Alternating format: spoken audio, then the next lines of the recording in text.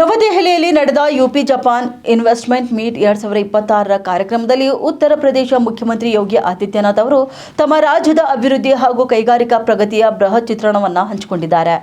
ಪ್ರಸ್ತುತ ಉತ್ತರ ಪ್ರದೇಶದಲ್ಲಿ 96 ಲಕ್ಷಕ್ಕೂ ಹೆಚ್ಚು ಎಂಎಸ್ಎಂಇ ಘಟಕಗಳು, 35 ಸಾವಿರಕ್ಕೂ ಹೆಚ್ಚು ಬೃಹತ್ ಉದ್ಯಮಗಳು ಹಾಗೂ 22 ಸಾವಿರಕ್ಕೂ ಹೆಚ್ಚು ಸ್ಟಾರ್ಟ್ಅಪ್ಗಳು ರಾಜ್ಯದ ಆರ್ಥಿಕತೆಗೆ ಬಲವನ್ನು ನೀಡುತ್ತಿವೆ ಎಂದು ಅವರು ತಿಳಿಸಿದ್ದಾರೆ. ಹಸಿರು ಹೈಡ್ರೋಜನ್, ಸೌರ ವಿದ್ಯುತ್, ಫುಡ್ ಪ್ರೊಸೆಸಿಂಗ್ ಮತ್ತು ರಕ್ಷಣಾ ಉತ್ಪಾದನೆ ಸೇರಿದಂತೆ 36 ಪ್ರಮುಖ ವಲಯಗಳ ಸ್ಪಷ್ಟ ನೀತಿಗಳನ್ನು ಜಾರಿಗೆ ತರಲಾಗಿದ್ದು, ಉದ್ಯಮಗಳಿಗಾಗಿ 75 ಸಾವಿರ ಎಕರೆಗೂ ಹೆಚ್ಚು ಭೂ ಬ್ಯಾಂಕ್ ಅನ್ನು ಮೀಸಲಿಡಲಾಗಿದೆ.